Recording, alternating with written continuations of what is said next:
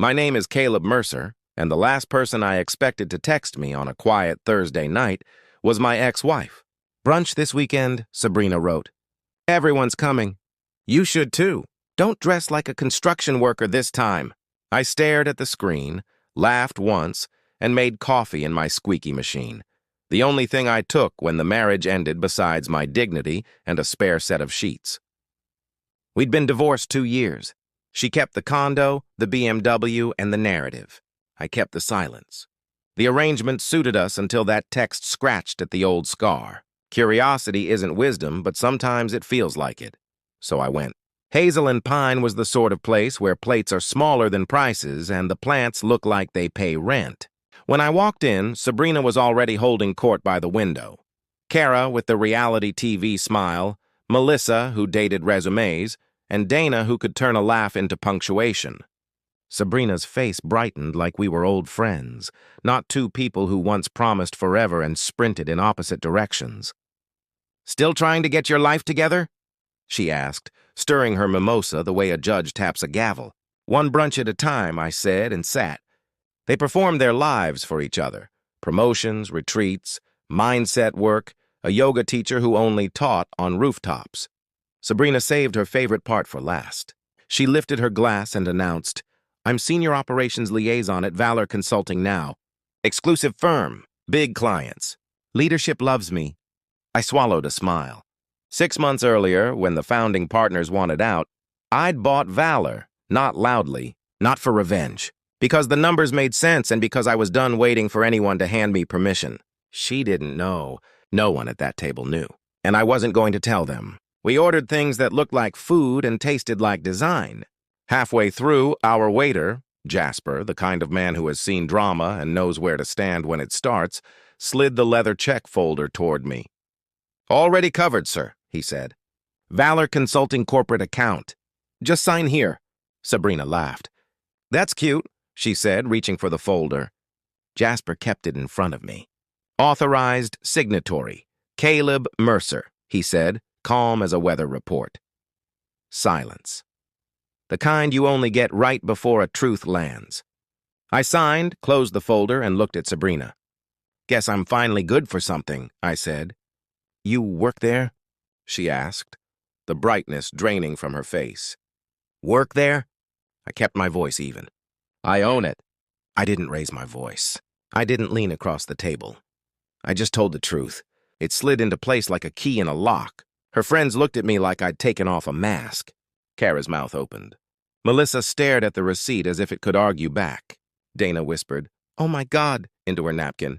Sabrina blinked fast, searching for a version where this wasn't happening. "You're joking." "Chief Executive Officer," I said, standing. "Janitor." "Part-time brunch financer." I left them with their mimosas and stepped into the sunlight feeling something I hadn't felt in years. Balance. That night she texted, "You could have told me." "You could have asked," I replied. A minute later, "Let's keep this between us." "Sure," I typed. HR has strict privacy rules. It wasn't anger that kept me awake. It was the quiet. The kind you get after a storm when the power comes back on and the refrigerator hums like an apology. I'd spent 2 years learning how to rebuild without witnesses, and now my past had wandered into the restaurant where peace cost $22 a plate. I didn't buy Valor to make a point to Sabrina. I bought it because I was tired of auditioning for rooms I could own. I'd taught myself the boring parts: cash flow, org charts, the physics of a good hire. I learned how to lose politely and win quietly. I learned to let numbers say what pride can't. Still, the brunch had consequences. The following week, I chaired our quarterly audit. Managers filed into the glass-walled boardroom with tablets and the kind of smiles that wear ties. I walked them through the wins: marketing up, finance leaner, 2 teams beating projections. Then I turned to operations. "Down 32% in productivity," I said, clicking to the chart. Red bars glared like warning lights. At the top of the list, Klena, Sabrina sat straighter. "We've had restructuring," she said. "Turnover. System upgrades. HR shows 0 resignations this quarter," I replied. "What's the strategy?" She opened her mouth, closed it. The air conditioner hummed in the silence. "Ambition without results is theater," I said, and moved on. When the room emptied, she stayed. You're doing this to get back at me. I'm doing my job, I said. The numbers don't lie. You could fire me quietly, she said. You made the divorce public, I answered. I prefer procedure. She stared out the window, shoulders uneven for the first time since I'd known her. This was supposed to be my fresh start. It could have been, I said, softer than I planned. If you'd led instead of performed. We scheduled a review. HR did their work, access got suspended, budgets froze. She texted me at noon. Is this personal? 2 years earlier, when she left, she'd said, It's not personal, Caleb, it's performance-based. I copied her line and sent it back. Performance-based. By Friday, rumors buzzed through the office vents. I didn't feed them. Truth doesn't need PR. At 4 p.m., Sabrina knocked on my door and stepped in with a face that looked human, not curated. You really won't stop this, she said. It's already moving, I said. Let the numbers decide. She let out a breath that sounded like surrender. You've changed. Yeah, I said. The old me wouldn't have survived you. The next morning, her desk was empty. Badge turned in, no note. Lauren from HR told me she'd resigned effective immediately. I didn't feel triumphant. I felt untaxed. Like a monthly bill I'd been paying in guilt finally canceled itself. Life tilted toward calm after that. Mornings were black coffee and a quiet playlist. The old machine still squeaked, but now it sounded like routine, not loneliness. I started jogging. I remembered what weekends felt like. One Saturday, I walked past Hazel and Pine with a to-go cup and glanced through the window. Sabrina sat alone by the glass, hands wrapped around a half-finished coffee. No entourage, no performance. Just a person with a quiet face. We locked eyes. She gave a small nod. I stepped in for a coffee. She gestured at the empty chair. I shook my head. You look good, she said softly. That's because I fired my stylist, I said. We both smiled. I left Valor, she said. I needed a reset. The spotlight burns if you stand in it too long. You happy? I asked. Getting there, she said. Happiness used to be something I performed. Now it's coffee, quiet, and not needing everyone to like me. Welcome to the club, I said. Membership's free. Lessons are expensive. When my cup was ready, I told her to take care. She paused at the door. For what it's worth, I did love you, just not the way you deserved. That's okay, I said. I learned to love me better. I walked out lighter than I'd walked in. Closure didn't arrive with applause. It arrived as a quiet nod across a table and the realization I didn't need the last word to own the story. Thanksgiving came. Evan, my oldest friend, human golden retriever, hosted.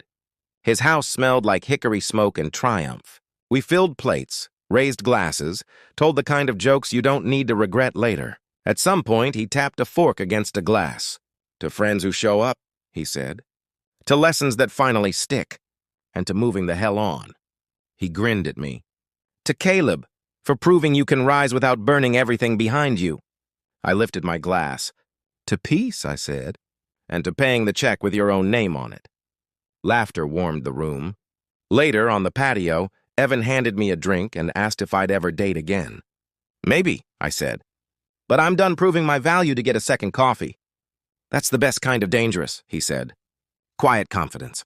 On the drive home, the city glowed like a heartbeat. An unknown number texted, Happy Thanksgiving, Caleb. Hope you're well. I knew who it was. I typed back, I am. Hope you are too. No punctuation. No theater. Just truth. Weeks rolled into a soft rhythm. Work was work. I didn't gloat. I didn't check her socials. I built. I showed up. When temptation to tell the story bubbled up, I let the numbers talk instead. They're better at it. One last thing happened because life loves symmetry. I stopped by Hazel and Pine one afternoon after a client meeting. Jasper was on shift. He slid me a coffee before I ordered. On the house, he said. For Brunch Wars alumnus. Different ending this time, I told him.